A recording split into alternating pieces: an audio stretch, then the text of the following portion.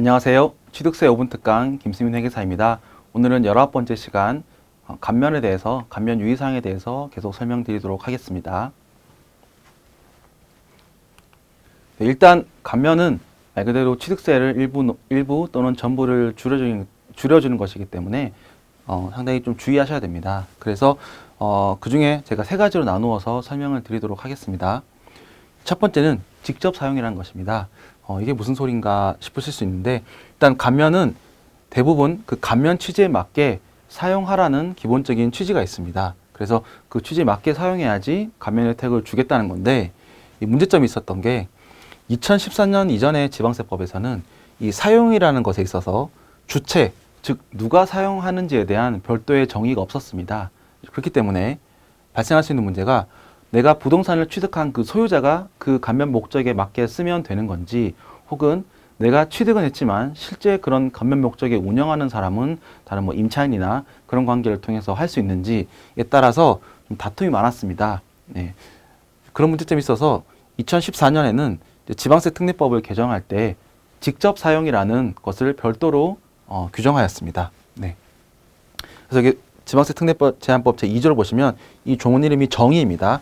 그래서 지방세 특례 제한법을 적용할 때 기본적으로 적용해야 되는 정의에 대한 것을 설명하고 있는데, 이때 이 8호에 보면 직접 사용이란 부동산, 차량, 건설기계 등의 소유자가라고 해서 이 사용의 주체를 분명히 하였습니다. 네, 그래서 소유자가 해당 부동산 등을 용도에 맞게 사용하는 것을 말한다라고 해서 이 2014년 이전에 논란이 되었던 것을 이제 해소하고자 별도의 규정을 마련하였던 점, 이 점을 꼭 이해하시면 되겠고, 지금도 가끔 이런 걸로 이제 다툴 수가 있는데 항상 이런 규정이 있음을 확인하시고 감면을 진행하시면 되겠습니다. 두 번째는 감면 최저한 개념입니다. 네, 이 감면 최저한 개념은 이 감면율은 각 감면 규정별로 1%에서 뭐 100%까지 다양하게 적용될 수가 있는데, 감면 최저한은 감면율이 100%, 즉 취득세의 전액이 감면될 경우라도 85%를 한도로 감면을 적용하는 규정입니다. 그래서 이러한 것들을 통칭해서 감면 최저한 규정이라고 하고 있습니다. 네, 주로 이제 실무상 많이 쓰는 용어인데 법의 표현은 아닙니다. 다만 좀 직접적으로 와닿기 때문에 이 표현을 썼고요. 반대로 생각하면 이 최소 15%는 취득세는 부담하라는 의미입니다. 그래서 예전에는 이런 규정이 없었을 때는 좀 비과세와 감면의 차이가 좀 덜한 때가 있었는데, 지금은 이 규정까지 있기 때문에 비과세는 완전한 면제, 그리고 감면은 일부의 면제가 되고 있습니다. 이때 이 감면 최저한 규정을 적용할 때 확인하실 사항은 두 가지가 있는데요. 이 감면 규정별로 감면 최저한 규정이 적용되는지 여부가 다릅니다. 네, 특히 이제 농어촌 관련된 것들은 이 감면 최저한 규정이 적용되지 않는 경우가 많습니다. 그래서 농어민들을 지원을 위해서 이런 취득은 100% 감면을 계속 유지하고 있고요. 다만 이런 것들이 아닌 것들은 이제 이 감면 최저한 규정을 적용하고 있기 때문에 85%를 한도로 적용한다는 점 다시 한번 상기시키면 되겠고, 두 번째는 이 감면 규정 최저한 규정이 적용되는 감면이라고 하더라도 언제부터 적용되는지가 다 다릅니다. 뭐냐면 이 감면 최저한 규정은 2015년 개정사항입니다. 그런데 법 개정은 2015년이지만 모든 감면 규정, 아까 그 6조에서 92조까지 한 번에 다 도입된 것은 아니고요. 감면 각 규정별로 좀 순차적으로 다르게 적용하고 있습니다. 그래서 내가 적용받고자 하는 취득, 그 감면이 어떤 감면에 따라서 감면 최저한 규정은 적용되는지를 언제 되는지를 확인하시면 되겠습니다.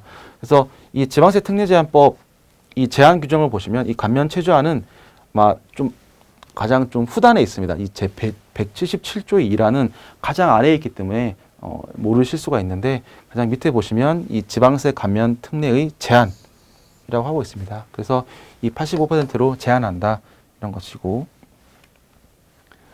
그리고 세 번째는 이제 감면의 추징입니다. 네, 감면 추징은 앞서 제가 지점 중과세를 설명드릴 때 대도시 중과제외 업종 그때 추징된다는 거 설명드렸는데요. 그 부분은 해당 영상 참고하시면 되겠고, 감면 역시 혜택을 준 거기 때문에 당신이 그 혜택에 맞게 썼는지에 대해서 항상 추징 여부를 따지고 있습니다. 그래서 감면은 그 취지에 맞도록 요건이 충족되어야 하고요.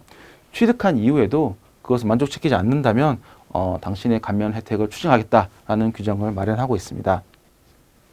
가장 중요한 것이 이제 추징 사유인데요. 언제 추징되느냐, 어떤 때 추징되느냐라는 건데 크게는 이제 두 가지로 나뉘어져 있습니다. 일단 개별 규정이 있고요, 공통 규정이 있습니다. 이 개별 규정이라고 하면 각 감면 규정별로, 예를 들면 자격농민이라고 하면 그 자격농민 규정별로 별도로 정하고 있는 추징 여건이 있을 수 있습니다. 그래서 그런 것들은 거기서 요구하는 추징 요건을 적용하시면 됩니다. 네. 근데 그런 것이 없다, 즉 감면 규정에서 별도로 정한 바가 없는 경우, 없는 경우라면 다음 두 가지 중에서 다음 두 가지에 해당할 경우에 이 감면된 취득세를 추징하고 있습니다. 첫 번째는 정당한 사유 없이 그 취득일로부터 1년이 경과할 때까지 해당 용도로, 감면 용도로 사용하지 않는 것입니다.